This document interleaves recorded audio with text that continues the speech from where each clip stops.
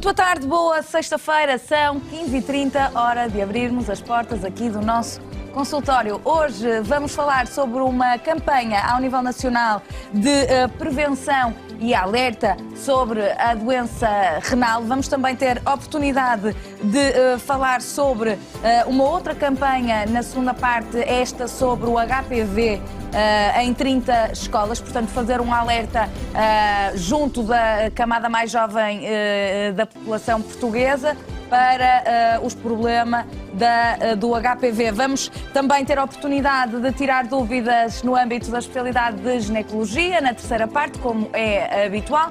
225-083-204 é o número para entrar em contacto connosco e colocar as suas dúvidas em direto. Caso não possa fazê-lo pelo telefone, pode sempre mandar um e-mail por escrito para consultório@portocanal.pt. Cumprimentar o nosso primeiro convidado desta tarde, o enfermeiro João Fazendeiro. Olá, muito boa tarde. Boa tarde. Enfermeiro João, que gosta de ser tratado pelo primeiro nome, portanto, perguntava-lhe, ao nível da doença renal, como é que estamos, como é que vê o panorama atual, não só em termos de números, mas também em termos de qualidade no atendimento e no tratamento.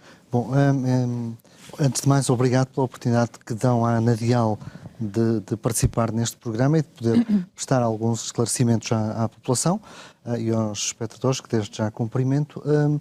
Bom, é curioso, a pergunta que faz tem um lado bastante simpático e outro lado muito pouco simpático. Do ponto de vista da incidência, isto é, dos novos casos que surgem de doença e da prevalência do total número de casos que permanecem, não somos um bom exemplo. Estamos na cauda. Há 4 ou 5 países com números de incidência e prevalência piores que nós. Ao nível europeu? Ao nível mundial. Mundial.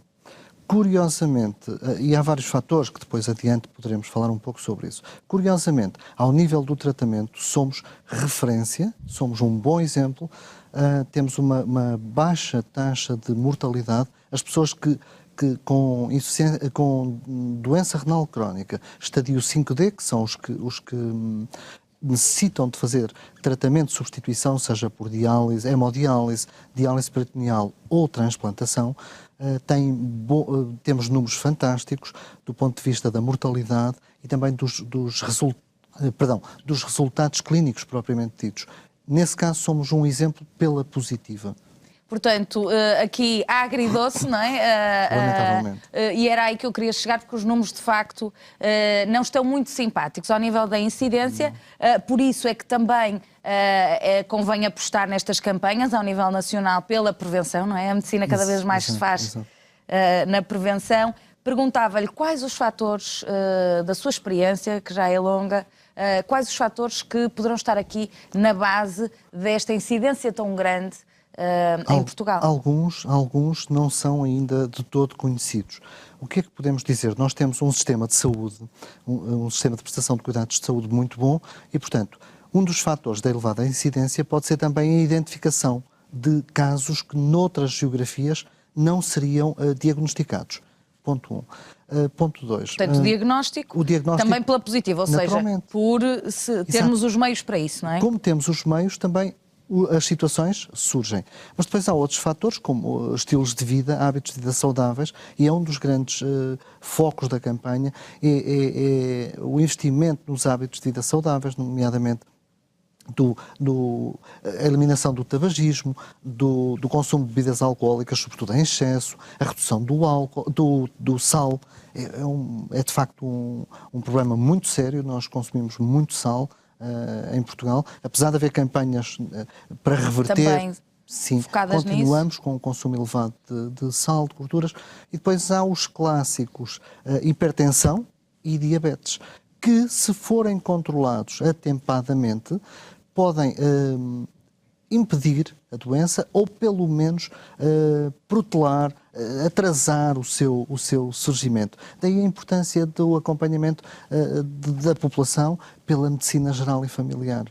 Agora, doença renal, temos mais do que uma patologia ao nível das doenças renais. Sim. Quer recordar-nos há várias. Mais Desde a hipertensão é uma famosas. das causas, mas depois há causas que são todos conhecidas, a diabetes é outra das grandes causas. Depois há causas genéticas, a doença poliquística, por exemplo, há genéticas que têm um componente familiar importante e que também podem... As genéticas não podem ser eliminadas, podem ser controladas precocemente e, com isso, digamos, protelar o surgimento da doença ou, pelo menos, controlá-la de modo a que não se chegue à necessidade de substituição ou atrasar essa necessidade de substituição. Ou seja, quem atualmente sabe que na família tenha algum caso deve prestar especial atenção, pode fazer alguma coisa ativamente? Exatamente, ativamente deve fazer os rastreios, deve consultar o seu médico de medicina geral e familiar, deve participar nos rastreios que lhes são recomendados, porque isso irá trazer enormes vantagens do ponto de vista dos ganhos em saúde, mas não menos importante, dos ganhos sociais e financeiros para o próprio país, porque é uma doença que ainda custa muito ao bolso, ao nosso milheiro comum, não é? Exatamente. E é pago pelos impostos de todos os portugueses. Muito bem. Por outro lado, também se quer que os pacientes que sofrem deste tipo de patologia tenham uma qualidade de vida, sendo que os índices de mortalidade são baixos. Mas também depois a responsabilidade passa para o nível de qualidade de vida que se pode dar a estes doentes, não é? Sim. Depois a tónica passa para aí. Naturalmente. Por acaso falou referiu agora um aspecto que é o mais importante. A qualidade de vida das pessoas é o que nos move e de pouco importa ter uns outcomes, uns resultados clínicos fantásticos se a pessoa não tem essa percepção. É importante as coisas andarem lado a lado, de mãos dadas mesmo. É isso mesmo. Porque muitas vezes as pessoas são os números, não é? E falamos aqui de números e os números contam em determinadas áreas, mas de facto, para quem anda na área de saúde e para quem quer ajudar as pessoas, de facto, o mais importante é o dia-a-dia dessas pessoas. Essa é a parte importante da nobreza do cuidar, um dos aspectos muito ligados à profissão da enfermagem. De facto, o nosso objetivo primordial tem que ser sempre a qualidade de vida das pessoas. É por isso que habitualmente nós falamos em pessoas doentes e não doentes. Porque são pessoas que têm uma doença.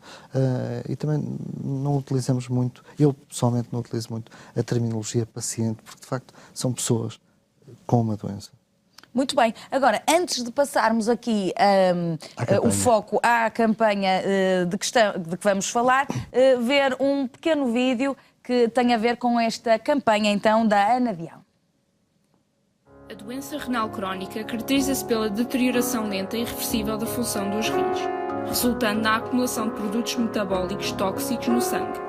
Para prevenir esta doença, vigie o seu peso. Tenha uma alimentação saudável, não fume, faça exercício físico, controle a hipertensão e a diabetes, não beba álcool, não se automedique e faça rastreios regulares. A vitória contra a doença renal começa na prevenção. Lute pelos seus rins. Saiba mais em anadial.pt. Muito bem, e aqui está o mote para seguirmos a nossa conversa. João, queira-nos então explicar quais são os objetivos desta campanha nacional, onde é que querem chegar e qual é a principal mensagem? Bom, a principal mensagem é que tudo pode começar pela prevenção. E por isso é que incentivamos os estilos de vida saudáveis, nomeadamente a não automedicação. Um medicamento que um médico prescreve para alguém é para essa pessoa. Não é para os amigos, nem para os primos, nem para os outros familiares. E, portanto, a medicação é destinada àquela pessoa.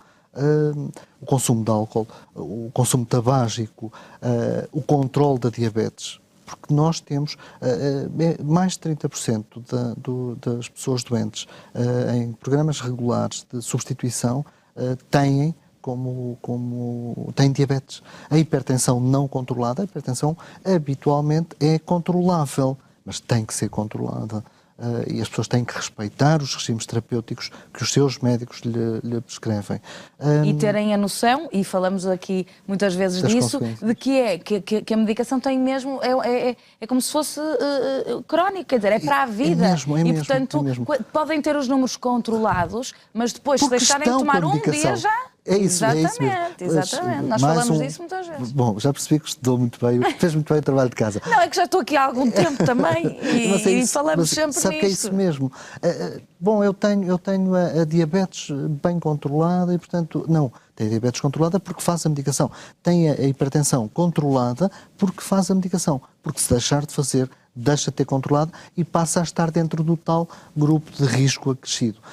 O que é que nós estamos a fazer? O que é que a Anadial, pela sua responsabilidade social em tudo isto, nós somos prestadores de cuidados de diálise. Contudo, isto não nos liberta da responsabilidade social. O conjunto dos associados gera 5.000 empregos diretos, além dos indiretos. É importante notar que a nossa responsabilidade social tem que ir para além desses empregos e para além dos cuidados que já presta, ajudando o país a ter números mais simpáticos, que fiquem melhor na fotografia internacional. E é por isso que estamos a ir às escolas, porque de facto a melhor forma de mudar mentalidades é começar em idades bastante tenras, não é?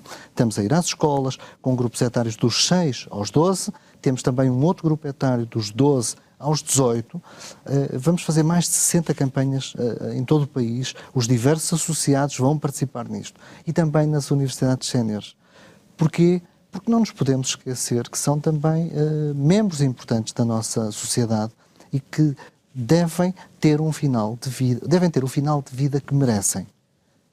Com qualidade, como referiu, com qualidade. Certo. Em relação a esse ponto que referiu de irem às escolas, muitas vezes há aqui um mito à volta da doença renal e as pessoas têm a tendência para achar que é uma doença de final de vida. Infelizmente, há muita gente jovem que vê a sua qualidade de vida cair por terra muito cedo, não é? Sim, há também, repare, há crianças, também há substituição em pediatria. E, de facto, não é uma doença só da terceira idade ou dos jovens adultos, pode surgir em qualquer fase da vida. Naturalmente, há uma questão que não podemos escamotear. Se nós temos melhores cuidados de saúde, se temos a população, a idade média, a esperança média de vida, queria dizer, é mais crescer. longa. Naturalmente, espera-se que surjam mais doenças nas idades mais avançadas.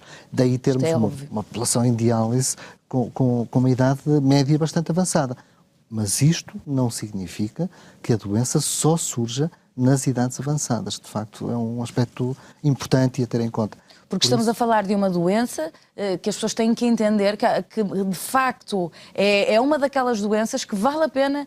Todas as doenças vale a pena prevenir, mas esta em especial porque de facto pode representar muitos anos de um tratamento diário, com as suas especificidades, que não permite que as pessoas tenham a mobilidade para fazer aquilo que estavam habituadas. Repare, apesar de haver programas interessantes de diálise em férias, já há tudo isso, ok? Há tudo isso, pode-se viajar, mas não se viaja com a liberdade com que se viajava.